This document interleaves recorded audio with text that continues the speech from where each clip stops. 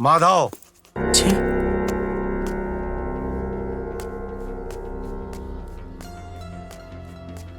परेशान मत होगा बेटा, तू हमार बात माना बेटा, ओके छोड़ दा। प्यार व्यार के चक्कर में बर्बाद हो जाई बातू। हाँ हाँ माधव, बाबूजी बिल्कुल सही कहत बाटा। अरे उनकरा के कोनो कैंसर संस्थान में ले जाके छोड़ दा। हाँ और आपन कौनो दूसर बियाह कर, तब जाके परेशानी खत्म हुई, नहीं तो ऐसे सब कुछ बर्बाद हो जाए। माधव बता देत बनी। सही कहा था केशव, हम सब तोहरे साथे मन परेशान भइला का कोनो जरूरत नहीं है। बाबूजी हमरा तो ही नहीं के बुझा कि रुआ लोग जब हमरा के अलग कर देनी तो हमरा बारे में रुआ लोग चिंता काहे करता नहीं।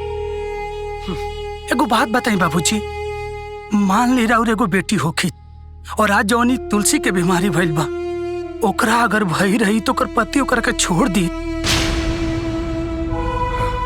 खैर बाबूजी, हम बस इतना कल चाहता नहीं कि रुआ लोग हमार चिंता मत करी। हमरा भाग्य में ना जवन भी सुख दुख लिखल हुई हम सब भोग ले, और रउआ लोग से कुछ कहे भी ना आए। रउआ लोग आपन देखी, हम आपन देखा।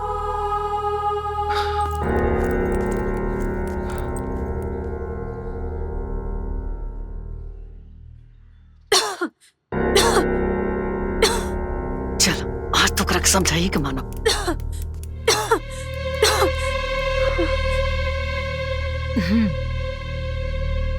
देखा दुल्हीन, तू कैसन पत्नी बाड़ी हो, जेकरा अपना पति के दुख देवे में तनिको संकोच नहीं के आवत। हमरा माधव के बर्बादी करके छोड़बू का? अम्मा जी, रवा ऐसे काहे बोला था नहीं, भला हम ऐसे काहे चाह। अरे नैखू चाहत तो उनकर पिंडा छोड़ काहे नहीं को दे। तू तो जानते बारू कि कैंसर के कोई दवाई ना होला, आ तू जब ले जा रहबू उ त मनिए ना, आ तारा चक्कर में अपन जिंदगी बर्बाद कर ली है। देखा छोटको, हम तारा से अपना बेटा के भीख मांगता नहीं, वापस कर दे हमारे बेटे के वापस कर। अरे गुमाई होके अपना आँख के सामने अपने बेटा के तिल तिल तड़पत नहीं की देख सकता। देखिए अम्मा जी, जैसे वहाँ के राउर बेटा बने वैसे ही हमार पति भी बने।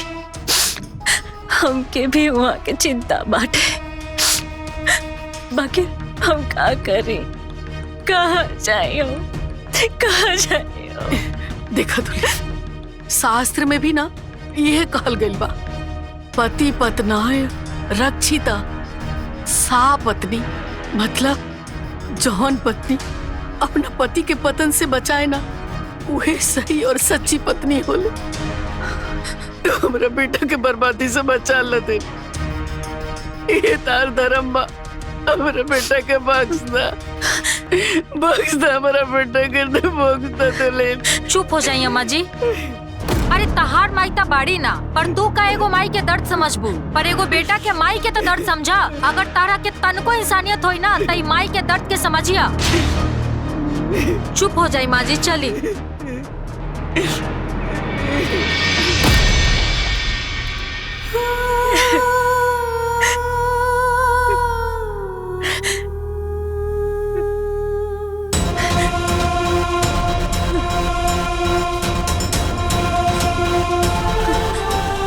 मैना उड़ उड़ मोर उड़ मोर उड़ बकरी उड़ बकरी। पकड़ा गइलू आप तो तारा के।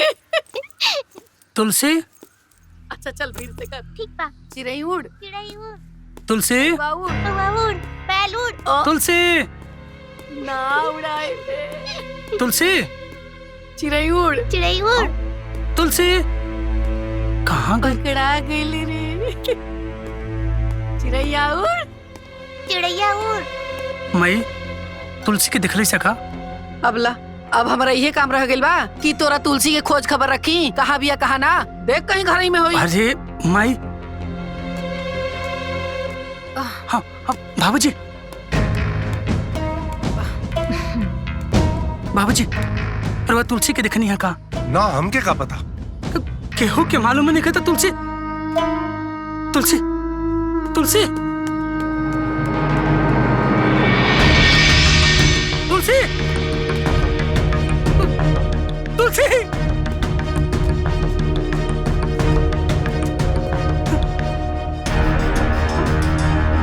भाई, ये तुलसी कहाँ भी आ? अरे हमरा कहाँ पता बा कि तुहार तुलसी कहाँ बा? अरे जब क्यों पता नहीं का तो तुलसी कहाँ गई? तुलसी तुलसी तुलसी तुलसी तुलसी माधव! माधव!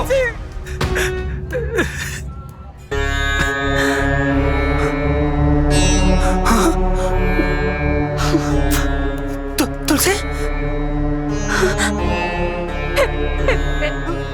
जी कहाँ चल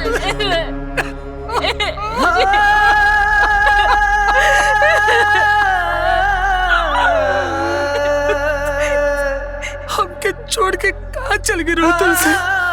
तारा के हम कहाँ ना खोजे नहीं, छोड़ के कहाँ चल गई रो तुलसी? हमके माफ कर दीजिए, माफ कर दीजिए।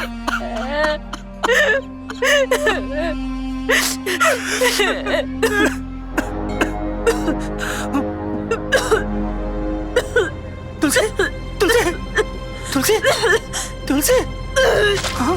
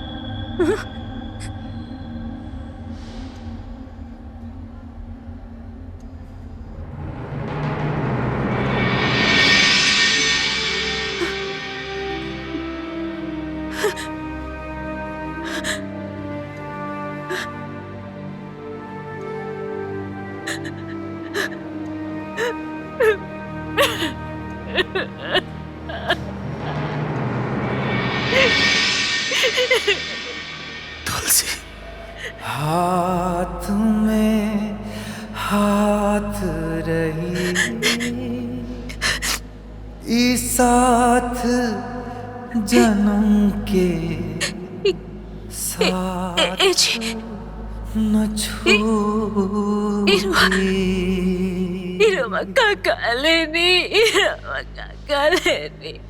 हम अपना सर के बाल हटवा लेनी तुलसी। अरे जब हमरा पत्नी के सर पे बाल नहीं के तो हमरा सर पे बाल कैसे रह सका था? और देखो हमने के सेम से लागत नहीं जाना जन्म के साथ न छोड़ी।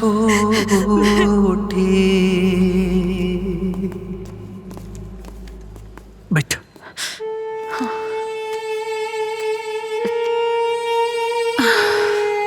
और तुलसी जी कैसी हैं आप? अब ठीक हूँ डॉक्टर साहब। मुझे बताते हुए खुशी हो रही है कि ऊपर वाले की कृपा से इनके रोग का इलाज मिल गया है।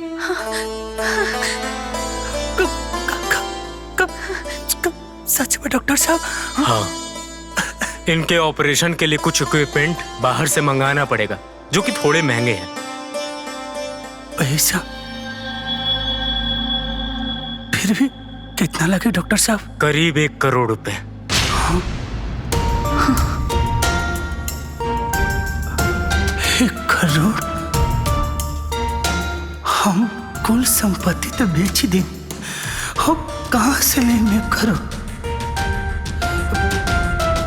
डॉक्टर साहब रवा जवन मंगावे के बाना रवा उस सब कुछ मंगा ले, लेकिन हमार तुलसी के बचा ले।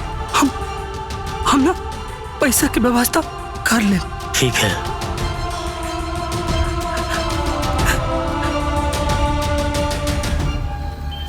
व्यवस्था कहाँ से व्यवस्था करब जी? कैसे करब? देखा तुलसी, अगर भगवान बाढ़े ना तो कोनो ना कोनो रास्ता जरूर निकले। और जब हम बानी तो तू चिंता काहे करत तारू?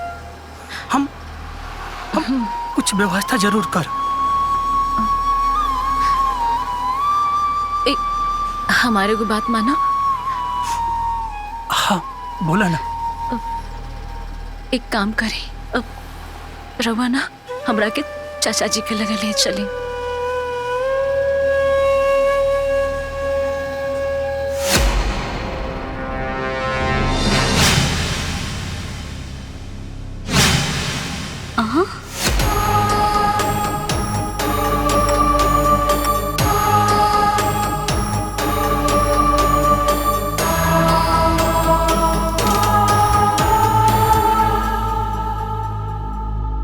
चाचा जी, डॉक्टर कहले है कि हमार इलाज हो सकेला,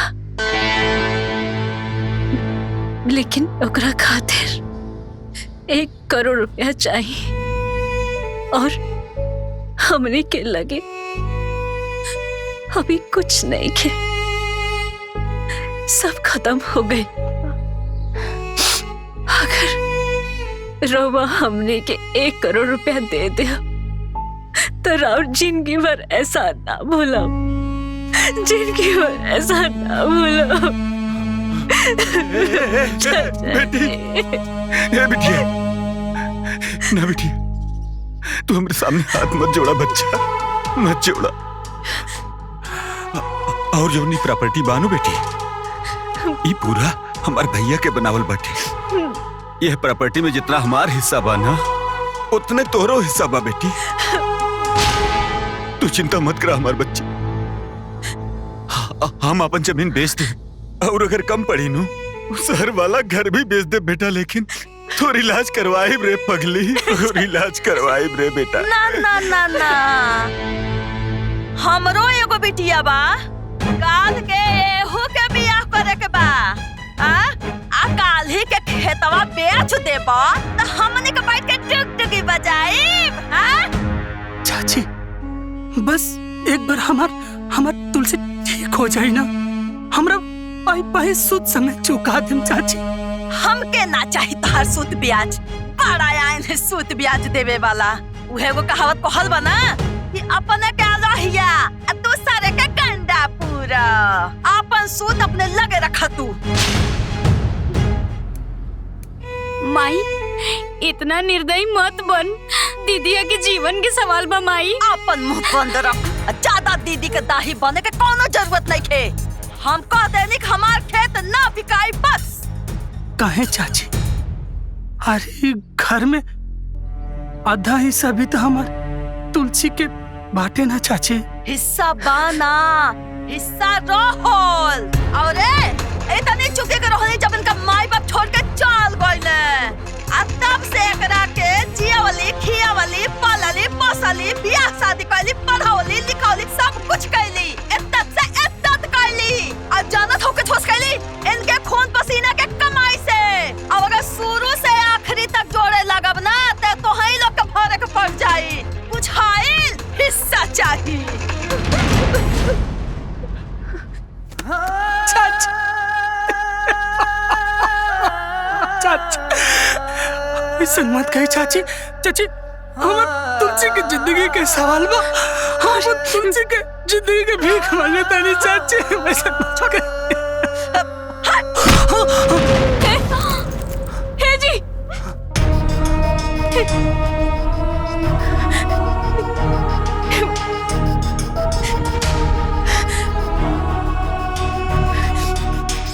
चाची, ऐसा मत करा।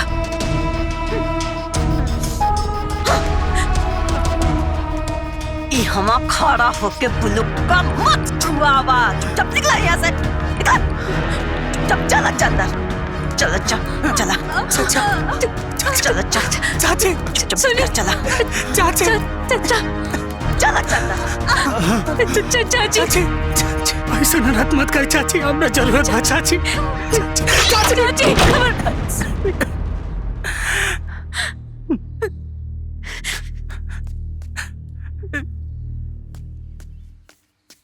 हाँ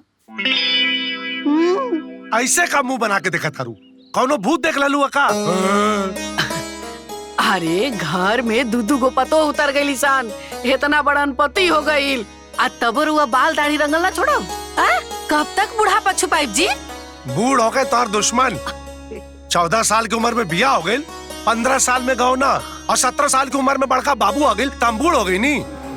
आजकल तो नका नका लड़कियन का बाल दाढ़ी सफेद हो जाता।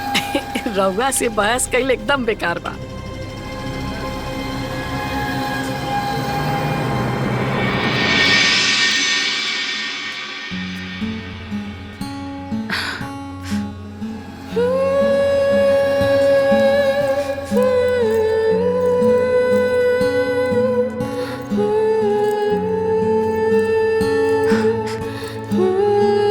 अरे लाओ हो खाना, भूख लगल बा। अरे ला देनी।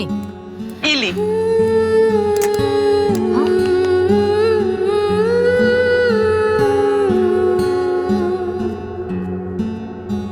अरे बबुआ जी अपना बाल के का कर लेनी? साला मेहरारू के चक्कर में एकदम पगला गई भाई।